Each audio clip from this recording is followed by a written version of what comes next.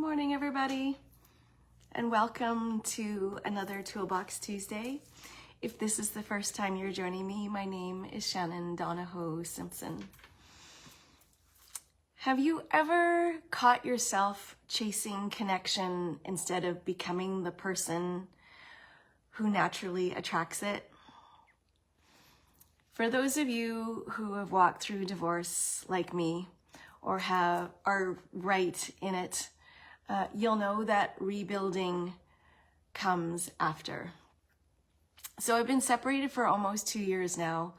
We lived together for a full year as we untangled all the pieces in selling the home and creating separation agreements, all the pieces. But this past year has been a real masterclass in the inner work for me. And everything from plant medicine to counseling to dance to energy healing to women's circles, all the things. But not because I needed to be fixed. Good morning, Glynis.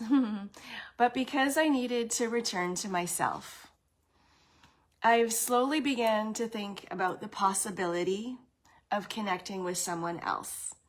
And I have had many conversations with friends and counselors and people that I love and I respect. But how this conversation got started was when I reached out to someone that I was curious about and how I thought it would be really nice to have a coffee.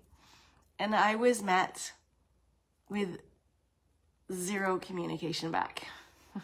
And I was like, oh, that felt a little tender. And I'll be honest, it wasn't really what I was expecting. So I met with my acupuncturist, who's also an energy healer. And she said, oh, Shannon, she says, we don't chase people. She says, we don't chase men. We magnetize them. And I was like, what? We magnetize them? And she goes, yes, we do. And you know, I've never forgot that moment, And she encouraged me to write a list. So I did. And this is where it gets good. So last week, I was scrolling through Facebook. Yes, I scroll through Facebook too. And I landed upon a little clip from Stephen Bartlett's podcast with a woman, and I can't tell you who she is because it was a little clip in time. And they were talking about magnetism and relationships. And I was like, okay. She said, the list isn't for the other person. The list is for you. Become the list and you'll attract the match. And I was like, oh. Become the list and you'll attract the match. And I was like, man, shit. This makes so much sense. But again, it's like ownership, radical self-ownership. Step into the version of you, she said, who can hold the love that you're calling in. Step into the version of you who can hold the love that you're calling in. And I thought, that's it. That's it.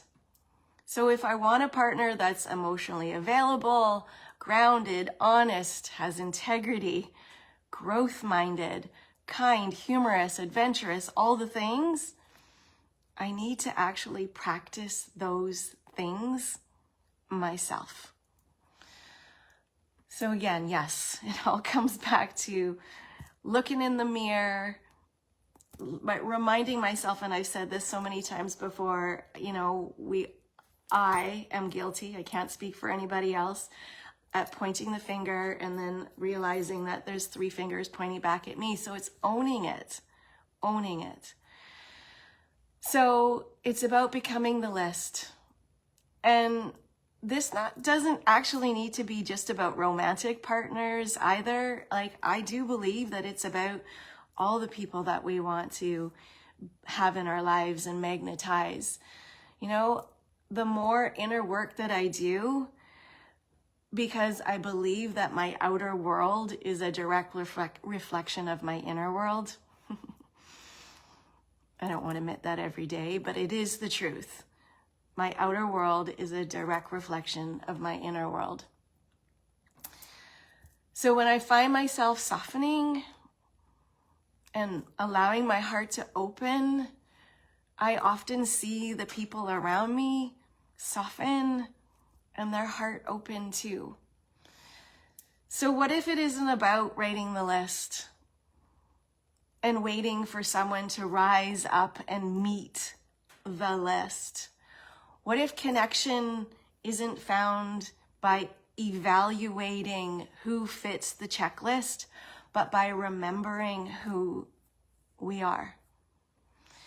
And what if the list you've been writing for someone else was really just pointing back to yourself all along?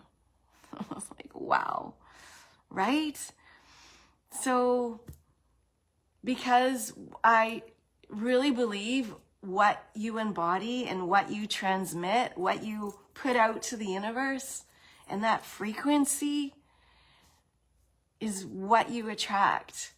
And so that's what I want to share today. So forget about putting out the lists and putting all that pressure on everybody else.